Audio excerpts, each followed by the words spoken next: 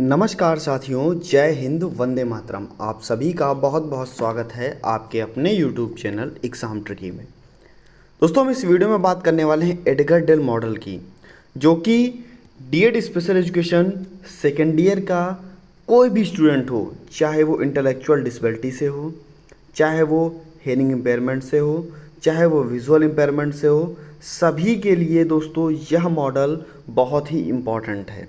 क्योंकि यह जो आपका टॉपिक लिया गया है वो आपका टॉपिक लिया गया है इंक्लूसिव एजुकेशन यानी कि कॉमन पेपर की कॉपी से, और यूनिट आपकी है 3.1।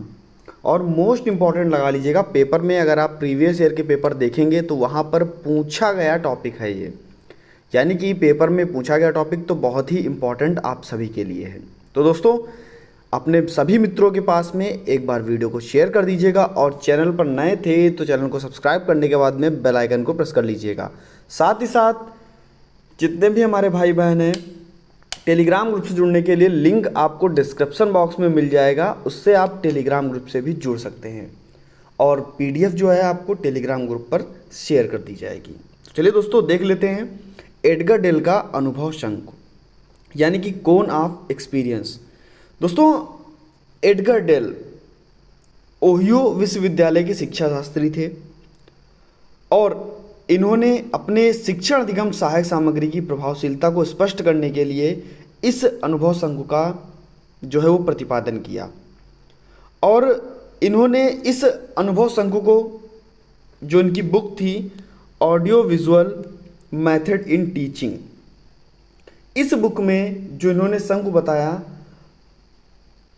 इसी बुक में जो भी शंकु बताया गया, इसमें बताया गया कि जो भी शंकु के सबसे ऊपर भाग रहेगा वो कम प्रभावशाली रहेगा, लेकिन जो सबसे नीचे का भाग होगा वो सबसे ज़्यादा प्रभावशाली होगा। सबसे ऊपर इन्होंने मौखिक चीज़ों को रखा, और सबसे नीचे इन्होंने प्रत्यक्ष चीज़ों को रखा, जिससे बच्चा देख भी सकता था, सुन भी सकता था।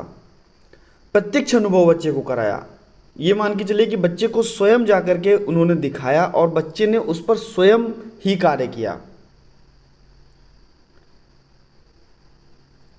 और इन्होंने क्या कहा कि बच्चे ज्ञानेंद्रियों के माध्यम से, अगर हम जितनी ज्ञानेंद्रियां ज़्यादा यूज़ करेंगे, मान लीजिए हमने केवल और केवल दृश्य सामग्री यूज की, जहां पर बच्चा केवल देखकर ही सीख रहा है, केवल देखकर ही सीखा है। अगर हम देखने के साथ में सुनकर, उसके बाद में कर यानी किसी भी कार्य को करके अगर हम बच्चे को सिखाएं, यानी कि जितना हम ज्ञानेंद्रियों का अधिक प्रयोग करेंगे, बच्चा उतना ही अधिक सीखेगा, बालक उतना ही अधिक सीखेगा।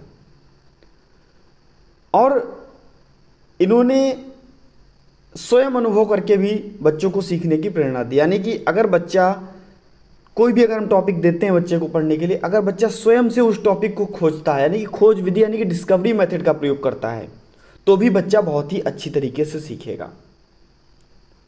बच्चा स्वयं जाकर के प्रत्यक्ष अनुभव करके स्वयं के द्वारा बहुत ही अच्छा सीखेगा। एडगर मॉडल में इंपॉर्टेंट जो चीज़ें थी उसको कहा गया कि बच्चा, अगर हम मूर्त चीज़ों का प्रयोग करेंगे, कहा गया कि अगर हम मूर्त चीज़ों का प्रयोग करेंगे, मान लीजिए कि अगर हमको सेव बच्चे को सिखाना है, एप्पल बच्चे को सिखाना है, तो हम क्या एप्पल उसको दिखा करके सिखाएंगे तो बच्चा बहुत ही अच्छी चीज़ें सीखेगा।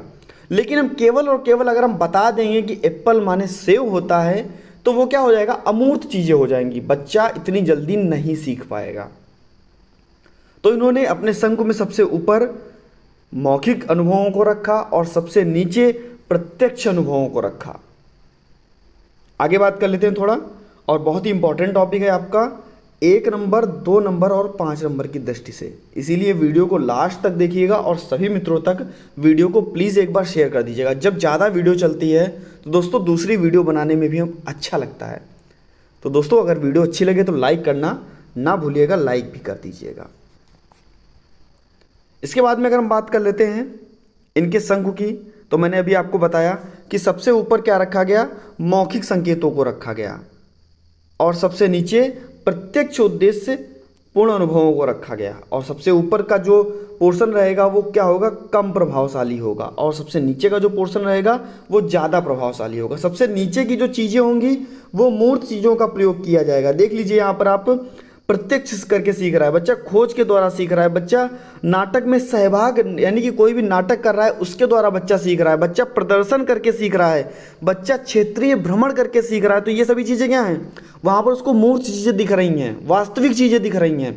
लेकिन मौखिक संकेतों में क्या होगा, बच्चा जहाँ पर हम मौखिक संकेतों का प्रयोग करेंगे वहाँ पर अमूर्त चीज़ों का प्रयोग होगा। यानी कि हम बताएंगे वो सेव है, सेव लाल होता है, तो कैसा दोस्तों, हम सेव को तो थोड़ी ना दिखा रहे हैं, तो यहाँ पे क्या अमूर्त चीज़ों का प्रयोग हो गया। और साथ ही साथ इन्होंने, मैंने आपको बताया, इन्होंने अपने शिखर पर अमूर्त चीज़ों को रखा, यानी कि अवास्तविक चीज़ों को रखा, और अपने जो इसका तल था इस पर इन्होंने मूर्त चीज़ों को रखा, जिससे कि बच्चे अच्छे से सीख सके और ज्ञानेंद्रियों का प्रयोग इन्होंने सिखाया। इन्होंने 1960 के दशक में कहा कि बच्चा यानी कि शिक्षार्थी क्या के रूप में सुनने पढ़ने के विपरीत अधिक जानकारी रखते हैं। अनिवार्य रूप से शंकु सबसे ठोस कहाँ पर होता है, तल पर होता है। अभी मैंने आपको बताया शंकु सबसे ठोस कहाँ पर होगा, सबसे ठोस कहाँ पर होगा, तल पर होगा, और सबसे ऊपर यानी कि शीर्ष पर क्या होगा, अमूर्त चीज़ें होंगी, यानी कि यहाँ पर ठोस नहीं होगा। और इन्होंने प्रत्यक्ष अनुभव, सचित्र अनुभव और प्रतीकात्मक अनुभव को सबसे ज़्यादा महत्व दिया, और कहा कि बच्चा कैसे सीखता है, तो बच्चा दोस्तों सबसे ज़्यादा सीखता है ज्ञानेंद्रियों के माध्यम से। अब अगर हम थोड़ा व्याख्या कर लेते हैं कि बच्चा किस माध्यम से, यानी कि जो ये शंकु दिया गया इसमें कौन कौन सी चीज़ें इन्होंने सबसे बहुत ही महत्वपूर्ण बताई। इन्होंने कहा इस शंकु में कि एडगर डेल के अनुसार जो ज्ञान हम सुनकर, केवल और केवल सुनकर प्राप्त करते हैं, उसमें केवल हम जो हमारा ज्ञान स्थायी रहता है वो केवल अगर हम ज्ञान को सुनकर प्राप्त करेंगे तो केवल वह ज्ञान 20% ही स्थायी रहेगा। लेकिन अगर हम उसी ज्ञान को सुनने के साथ साथ, जो हम ज्ञान सुन रहे थे उसके सुनने के साथ साथ में हम उसको हम देखेंगे, तो वह ज्ञान जो होगा वो 50% स्थायी होगा।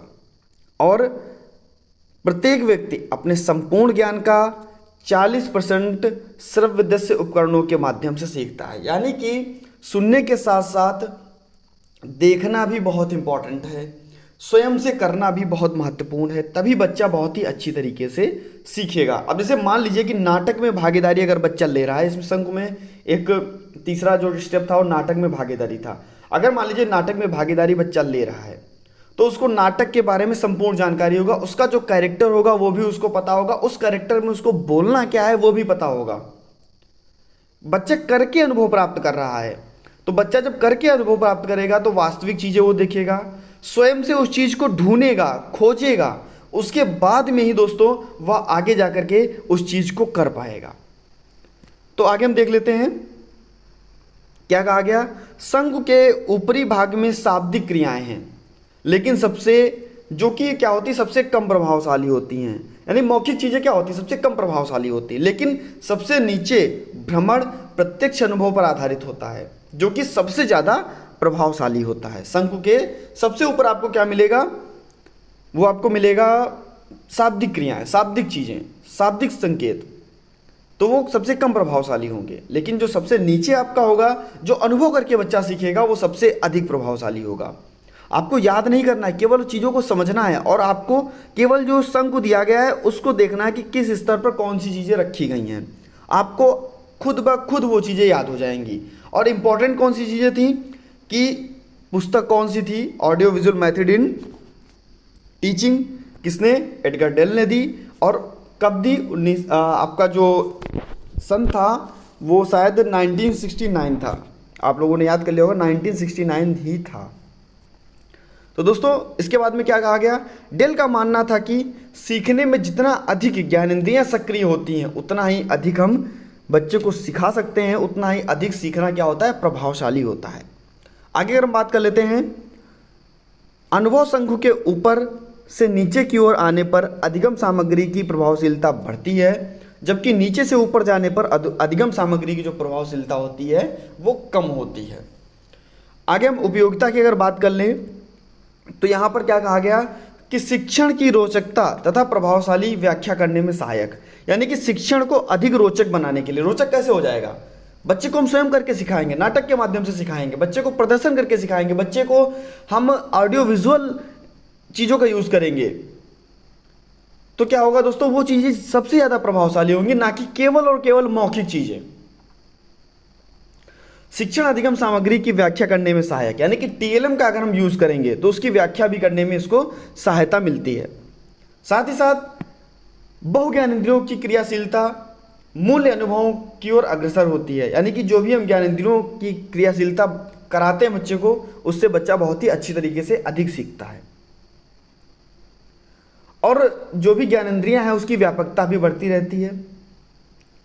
इसके बाद में अगर हम बात करें किस सामग्री का किस ज्ञानेंद्रिय पर क्या क्या प्रभाव पड़ता है, यानी कि अगर हम बच्चे को सुनकर सिखा रहे हैं, सुनाकर सिखा रहे हैं, तो उसको अगर हम देखकर सिखाएंगे तो कितना प्रभावशाली होगा, इस बात को समझने में सहायता मिलती है, सहायता करता है। तो दोस्तों आज का जो ये आपका अनुभव शंकु मॉडल था बहुत ही जल्द दोस्तों समाप्त हुआ, और आप सभी जितने भी हमारे भाई बहन हैं टेलीग्राम ग्रुप से जुड़ जाइएगा, लिंक आपको डिस्क्रिप्शन बॉक्स में दे दिया गया है, और टेलीग्राम पर जाकर के आप exam tricky for special education भी सर्च कर सकते हैं। वीडियो अच्छा लगा हो तो वीडियो को लाइक कर दीजिएगा। मिलता हूं दोस्तों नेक्स्ट वीडियो में, शेयर करना ना भूलिएगा दोस्तों। धन्यवाद।